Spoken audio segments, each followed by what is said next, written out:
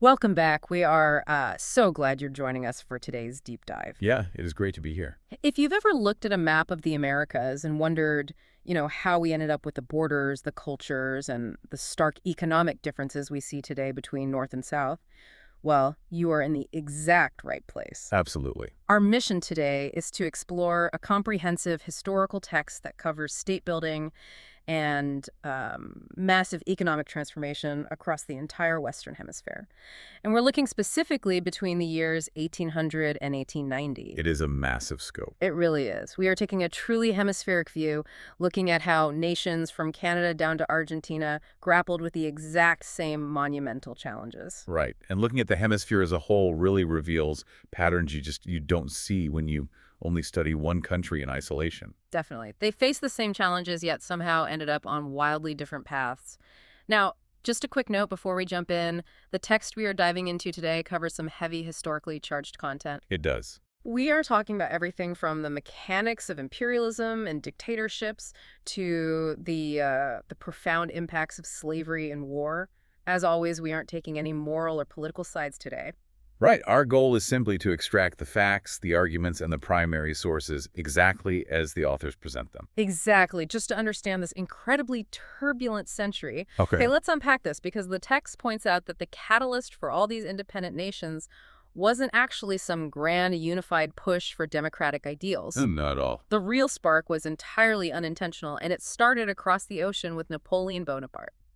Yeah, when people think of Latin American independence, the immediate assumption is usually that it was a direct ideological ripple effect from the American or French revolutions. Right, like they read a pamphlet and just decided to revolt. Exactly. The text, however, paints a much more pragmatic picture. In 1807 and 1808, Napoleon invaded Portugal and Spain. Just marched right in. Just marched in.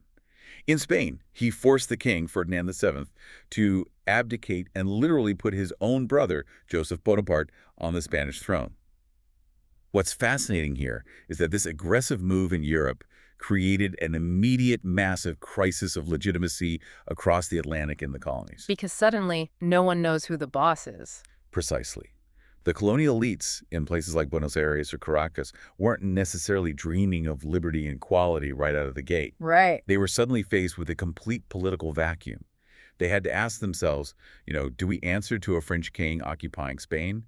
Do we govern ourselves through local councils until the real king returns? That confusion, that utter collapse of central imperial authority is what truly tipped the scales and forced the colonies to start making their own rules. That is exactly what the source argues. And the text makes a really sharp contrast between how this played out in South America versus Mexico. In South America, it felt very pragmatic and militarily driven. Very much so. For instance, the text details the campaigns of Simón Bolívar, who led independence movements across what we now know as Venezuela, Colombia, Ecuador, Peru, and Bolivia. But there is a detail in the source about his stance on slavery that seems purely tactical. How did Bolívar handle that? Well, Bolivar is a prime example of the pragmatism required to win these massive wars. Initially, Bolivar actually opposed abolishing slavery. Right. Yeah, he was part of the elite landowning class. But as the wars dragged on, he suffered severe military setbacks. To defeat the Spanish loyalists, he realized he desperately needed to attract new allies and build a much broader coalition. So he pivoted. He did. He changed his mind and agreed to support emancipation, promising freedom to enslaved men who joined his army. It was a calculated military tactic to swell his ranks. And you see that same military calculus further south, right? I'm looking at the notes on José de San Martín, who was another monumental figure fighting for independence. You do. San Martin commanded a mixed force of Chileans and Argentines. When he executed his famous, incredibly difficult crossing of the Andes Mountains to surprise Spanish forces in Chile and Peru, the text notes that his most effective, battle-hardened troops were actually former slaves. Wow. They had gained their freedom specifically by enlisting. The sheer military necessity of winning these grueling wars forced the colonial elites to make social concessions that they had previously blocked for generations. So that is the top-down, military-led pragmatism in South America. But shifting to Mexico, the source describes almost the exact opposite dynamic. It does. It started from the bottom up. In 1810, a parish priest named Miguel Hidalgo rings the church bells in a small town and rallies this massive crowd of the rural poor and Amerindians. Yeah. And after he was captured and executed, another priest, Jose Maria Morelos took over. The uprising in Mexico was initially a true populist movement. Hidalgo and Morelos were mobilizing the masses based on deep-seated grievances over severe inequality, high food prices, and the taking of indigenous lands by the wealthy. Wait, so if the conservative elites, the wealthy landowners and colonial officials, if they were terrified of this mass uprising, why does the text say they eventually ended up declaring independence themselves? That is the crucial analytical pivot the text makes regarding Mexico. For 10 years, those conservative elites violently fought against the populist insurgents to protect their wealth. Right. But in 1821, the political winds shifted back in Spain. A military revolt in Spain forced the Spanish king to accept a liberal constitution that threatened the power of the church and the traditional elite. So they felt threatened from the other side now. Exactly. To protect their own wealth and social status from those liberal reforms coming from Europe, a conservative military officer named Agustín de Iturbide, who had spent years hunting down the insurgents, suddenly formed an alliance with them. That is quite the flip. It is. They declared independence and actually set up a monarchy with Iturbide himself as emperor. It was essentially a revolution co-opted by the conservatives purely to preserve the traditional social order. Here's where it gets really interesting. We have South America's military campaigns, Mexico's co-opted revolution, and then we get to Brazil. Brazil is unique. The text describes Brazil's path to independence as basically a bizarre royal loophole. How did a Portuguese colony avoid all this massive bloodshed? It goes back to Napoleon's invasion in 1807. When the French army marched on Lisbon, the Portuguese royal family didn't surrender. Supported by the British Navy, the entire royal court, thousands of people simply packed up and fled across the Atlantic to Brazil. Thousands of people just moved the capital. Yes, they set up their capital in Rio de Janeiro and ran their global empire from their colony for over a decade. It is an incredibly unique historical event. But they didn't stay there forever. No. Eventually, King John VI had to return to Portugal in 1821 to deal with his own liberal revolt back home. But he left his son, Pedro I, behind in Brazil as regent. And Pedro saw the writing on the wall. He did. He knew the Brazilian elites wouldn't accept returning to subordinate colony status. So, rather than fight a war and risk losing his family's hold on this massive, wealthy territory, Pedro simply aligned with the local Brazilian elites. If you can't beat them, join them. Exactly. In 1822, he declared Brazil an independent constitutional monarchy and became its first emperor. And the text points out a really stark consequence of that smooth transition. Because they didn't have to fight a devastating, society-upending war, the Brazilian elites were able to firmly protect their property. Right. And in the context of 1822, Brazil, protecting property, unfortunately, meant heavily protecting the institution of slavery. The transition preserved the existing social hierarchy entirely intact. So now, across the hemisphere, you have all these newly independent nations. The Spanish and Portuguese empires are effectively gone, but independence is just step one. Now they actually have to figure out how to govern these massive territories. This raises an important question. How do you build a functional government when the brand new legal institutions are incredibly weak, but the military leaders who just won the wars are incredibly strong? That is a dangerous recipe. It is. All these new nations drafted beautiful, ambitious constitutions. They carefully describe the separation of powers, voting rights, and legislative assemblies. But the text emphasizes that the reality on the ground was very different. Right. A piece of paper only goes so far. Those constitutions were remarkably hard to enforce without an established bureaucracy or a long tradition of representative government. The source attributes that institutional vacuum directly to the rise of what it calls the caudillos, or personalist leaders. Yeah. These were highly charismatic, often military figures who relied on their massive loyal followings rather than the rule of law. And the text makes a really fascinating comparison between two prominent figures in different parts of the hemisphere, Jose Antonio Paez in Venezuela and Andrew Jackson in the United States. The comparison illustrates how widespread this phenomenon was. In South America, Jose Antonio Paez was one of Bolivar's most successful generals.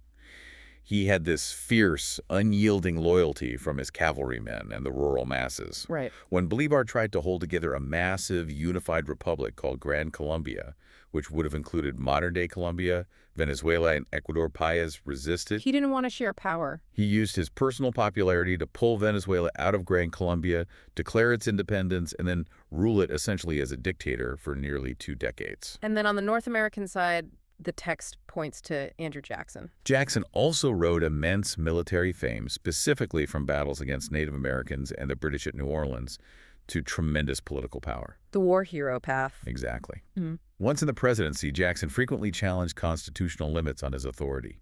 He expanded presidential power, aggressively utilized the veto, and at times openly ignored the rulings of the Supreme Court, relying instead on his immense popularity with the voting public to push his agenda. To give you a sense of the mindset of these personalist leaders, there is a quote from Paez in the text that is just wild. Oh, I know the one. He described his authority by saying, "The soldiers resolved to confer on me the supreme command and blindly to obey my will, confident that I was the only one who could save them." It is a telling statement. I mean, blindly to obey my will wouldn't exactly fly in a modern HR department, but it perfectly sums up the era. Their power came from physical strength and personal magnetism, not a piece of paper. Right. And keeping order in this era also meant physically defining borders, which the text notes was an incredibly bloody process. The 19th century was defined by violent conflicts over national boundaries and internal sovereignty. The text covers the U.S. Civil War, which remains the most destructive conflict in the history of the hemisphere, fought over the preservation of the Union and the expansion of slavery. And moving south, there was the French invasion of Mexico. Yes, European powers literally took advantage of the U.S. Civil War to install a Habsburg prince, Maximilian, as Emperor of Mexico. They just slipped him right in there. They did. He ruled until Mexican patriots, led by Benito Juarez, finally defeated the French and executed Maximilian in 1867. And the text details a conflict in South America that I hadn't realized the sheer scale of. The War of the Triple Alliance. The War of the Triple Alliance is a devastating chapter. Argentina, Uruguay, and Brazil formed an alliance and waged a multi-year war against Paraguay over border disputes and regional influence. And the toll it took on Paraguay is just hard to comprehend. The conflict was so severe that Paraguay not only lost significant territory and suffered a long military occupation, but saw an estimated 20% of its entire population perish. 20%. Yes. It altered the demographic makeup of Paraguay for generations. Amidst all these border wars and nation-building projects, the source also highlights the fierce resistance of native peoples across the hemisphere. As these new republics aggressively expanded their territories, indigenous nations mounted formidable defenses. They certainly did. The text mentions the Shawnee leader, Tecumseh, organizing a massive alliance against American settlers. There is the Plains Indians overwhelming George Armstrong Custer at the Battle of Little Bighorn. And down in Mexico, the Maya launched what was known as the Caste War in 1847. The Caste War of the Yucatan is particularly notable for its longevity. The Maya utilized the dense jungle terrain and their knowledge of the landscape to push back the Mexican government. They really used the geography to their advantage. They established their own independent territory and successfully held on to it for over 50 years, finally being subdued in 1901. 1901, that is a shockingly late date for a rebellion that started in the 1840s to end. How did native populations across the continent sustain this resistance for so long? The text points out that whether it was the Mapuche in Chile or the Sioux in the United States, native peoples adapted rapidly. They utilized horses, mastered modern firearms, and created highly mobile, effective military forces. They modernized their tactics. However, the overwhelming population growth of the settler nations, driven by massive immigration, combined with the industrialization of military technology, eventually tipped the scales. By the end of the century, most native populations across the hemisphere had been forced onto reservations or marginal lands. That sheer demographic change brings us to the next massive challenge. The text covers the profound social transformations of the 19th century. And the text spends significant time detailing the process of abolition. The timeline of abolition serves as a major dividing line in how different nations developed. In the United States, as the text details, the economic entrenchment of slavery in the South meant it took the cataclysm of the Civil War to finally end the institution in 1865. But in Brazil, the process was delayed much longer. Significantly longer. Brazil was the last major holdout in the hemisphere, right? Yes, Brazil didn't fully abolish slavery until 1888. The text notes that military conflict actually played a catalytic role there as well. Oh, like during the War of the Triple Alliance? Exactly. During that brutal war we just discussed, large numbers of enslaved men joined the Brazilian army in exchange for their freedom. They fought alongside free men. Right. Their patriotism, heroism, and the sheer competence they displayed on the battlefield made it increasingly difficult for the Brazilian public and military leaders to accept the continuation of the slave system upon their return. There is a really striking primary source included in the text regarding this exact dynamic in Brazil.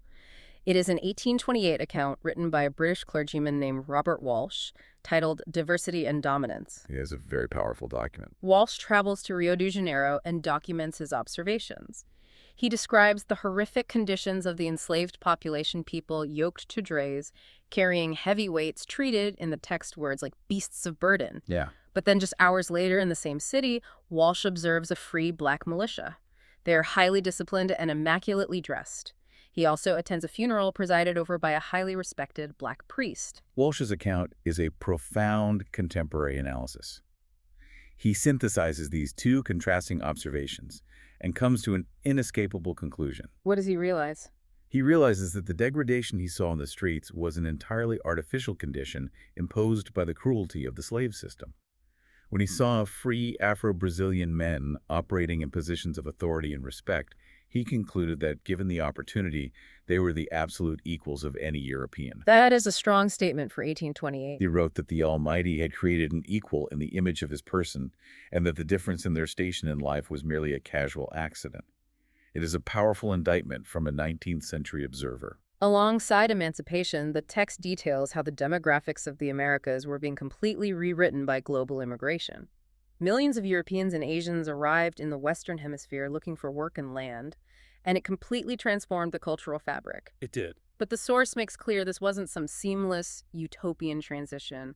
There was intense xenophobic backlash across the board. The hostility was significant and institutionalized. As the railroad booms that relied heavily on Chinese labor began to slow down, anti-Asian sentiment skyrocketed. Right, because the jobs were drying up. The United States passed the Chinese Exclusion Act in 1882 to eliminate Chinese immigration entirely. Canada imposed a punitive head tax specifically designed to make it financially impossible for Chinese families to immigrate. And it wasn't just in North America. No. Meanwhile, in South America, immigrants from Italy and Spain faced deep prejudice in places like Argentina, where they were frequently stereotyped by the established elites as criminals or dangerous political anarchists. Yet, despite that intense hostility and the legal barriers, a massive process of acculturation took place.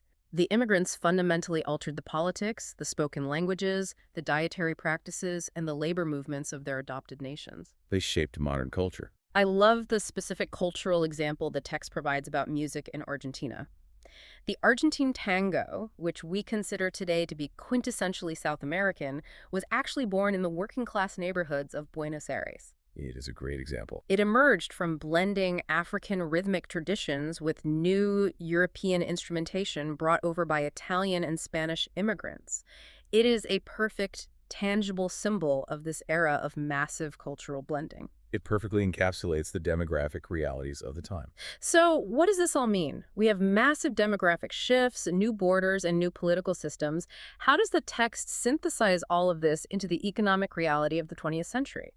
The text argues that by 1900, the Western Hemisphere had essentially hit an economic fork in the road, creating two distinct tracks: development and underdevelopment. Okay. The United States and Canada experienced rapid economic development.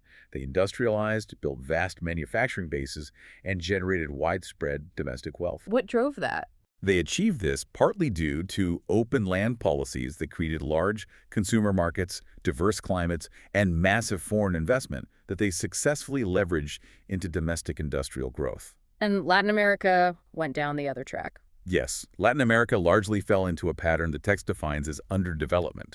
Rather than building diverse manufacturing bases, their economies became heavily dependent on exporting raw materials, agricultural goods, and mining products. They were just shipping things out. Exactly. They relied on low-wage labor to extract these resources, and in turn, they became dependent on importing manufactured goods and foreign capital from Europe and the U.S. And the text emphasizes that new technology played a huge role in supercharging this export dependency. We are talking about the telegraph, railroads, barbed wire, and refrigeration. How did something like barbed wire actually change an entire national economy? Take Argentina's beef industry. Before barbed wire, cattle roamed freely across the pampas, making selective breeding for higher quality meat impossible. Because they are all just mixing together. Right. Barbed wire allowed ranchers to enclose massive estates and selectively breed their herds. Then, railroads allowed them to rapidly move that high-quality beef to the coast. And then refrigeration changes the shipping game. Finally, the invention of refrigerated ships meant that fresh Argentine beef could survive the weeks-long journey across the Atlantic to feed the booming populations of Europe. That is incredible. It transformed their economy overnight, making the landowners incredibly wealthy, but further cementing the nation's reliance on a single export. But there was a heavy cost to all this rapid extraction. A profound environmental cost. The economic booms across the hemisphere led to rapid deforestation, severe soil exhaustion from overplanting single-cash crops like coffee or sugar, and devastating pollution from mining. The text points to a specific example in Brazil, doesn't it? It points to the state of Minas Gerais in Brazil, where centuries of aggressive gold mining left the soil ripped open, the forest depleted, and erosion completely uncontrolled. And we saw that in the U.S. too. Similar environmental devastation occurred in the mining regions of Nevada, Montana, and California, though the text does note that this widespread degradation also sparked the very first conservation efforts. Like the national parks. Exactly. In 1872, the United States created Yellowstone National Park, beginning a movement to preserve large tracts of natural land from industrial extraction. It is an incredible amount of change packed into a single century. To sum it all up, we started with the chaos of Napoleon's European invasions, accidentally sparking massive independence movements across the Atlantic. We covered a lot of ground. We really did. We saw pragmatic liberators, populist priests, and royal loopholes create newly independent nations out of former colonies. We watched personalist leaders rely on military might and charisma to govern when institutions failed. Right. We traced the bloody drawing of national borders, the fierce and adaptable resistance of native peoples, the long road to abolition, massive waves of global immigration, and finally, the dawn of the industrial age that split the hemisphere into the industrialized North and the export-dependent South. It sets the stage for everything that follows. The borders you see on a map today, the cultural melting pots of the Americas, and the stark economic inequalities were all hammered out in this chaotic 19th century crucible. If we connect this to the bigger picture, I want to leave you with a thought to mull over. Please do. Think about how we view political instability or institutional gridlock in the Americas today. We often blame modern corruption or recent policy decisions. But if a nation's foundational political DNA was built on personal loyalty to a charismatic, strongman military leader rather than an adherence to a written constitution, like we saw with the Caudillos in the 1820s, how much of today's crisis of institutional trust is actually just a ghost of that 19th century power vacuum? That is a deep question. The foundations built then are the floors we are still walking on today. That is a fascinating lens to view modern politics through. Thank you so much for joining us on this deep dive into the forging of the Americas. Keep asking questions, keep exploring, and we will see you next time.